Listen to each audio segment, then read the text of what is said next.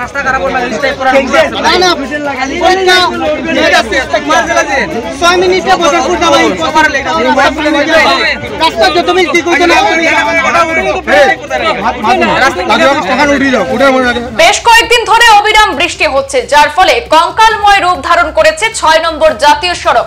বিশেষ করে কাতিকুড়া সমষ্টির গুমরা বাজার এলাকায় গুমরা নদীর উপর থাকা সেতুর দুপাশে পুকুর সমতুল্য গর্তের সৃষ্টি হয়েছে। ঝুঁকিপূর্ণ অবস্থায় যান চলাচল অব্যাহত রয়েছে এই সড়ক দিয়ে। বেহাল এই অবস্থার কারণে প্রতিদিন ঘন্টার পর ঘন্টা সড়কে যানজট চরম দুর্ভোগ পোহাতে হচ্ছে স্থানীয়দের।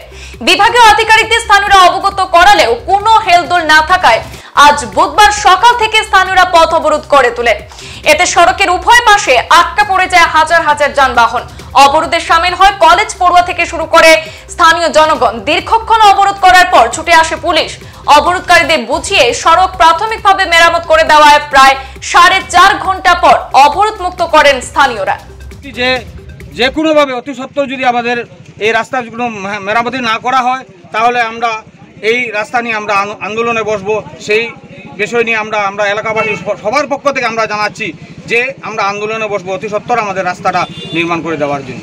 দেখো, রাস্তাটা বেহাল রাস্তা, আমরা লক্ষ্য করেছি গতকালকে থেকে গুমরাতে ব্লকেজ হচ্ছে এবং সাধারণ মানুষের অনেক কষ্ট হচ্ছে, সেটা আমরা স্বীকার করছি। কিন্তু আমরা মণ্ডলের পক্ষ থেকে আজকে NHIDCL ম্যানেজার সঙ্গে আমার কথা হয়েছে। উনি বলেছেন যতদিন পর্যন্ত নতুনভাবে কাজ শুরু হবে না ততদিন তাদের বিভাগের পক্ষ থেকে এখানে রিপেয়ারিংয়ের কাজ চলবে, যাতে যোগাযোগ ব্যবস্থা স্বাভাবিক থাকে। উনিও সেটাও বলেছেন যে গদরপুর থেকে মালিজোর পর্যন্ত সেই নতুনভাবে রাস্তা তৈরি করার জন্য NHIDCL এর পক্ষ থেকে একটি টেন্ডার কল করা হয়েছে এবং সেটা আগামী 22 তারিখ ওপেন করা হবে এবং একজন কন্ট্রাক্টর যিনি কাজ পাবেন, উনি ওয়ার্ক অর্ডার পাবেন, উনি কাজ করবেন। আর ব্যাপারটা হচ্ছে আমাদের সরকার সেই রাস্তাঘাটের জন্য অনেক টাকা দিচ্ছে, কাজ হচ্ছে। অনেক সময় যেভাবে মুষলধারে বৃষ্টি হচ্ছে তার জন্য সে আমার মনে হচ্ছে সেই রাস্তাটা বেহাল হয়েছে। কারণ প্রাকৃতির সঙ্গে তো আমরা কিছু করতে পারবো না, সেটা ঈশ্বরের দান।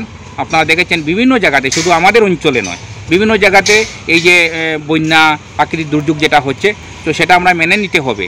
তো রাস্তা যেটা বেহাল আপনারা বলছেন, রাস্তাটা ঠিক ততটুকু বেহাল নয়, আসলে মুষলধারে বৃষ্টি হচ্ছে, তার জন্য যোগাযোগ ব্যাঘাত করছে। সংবাদ এই পর্যন্তই। পরবর্তী অন্যান্য আপডেট পেতে সাথে থাকুন। ধন্যবাদ।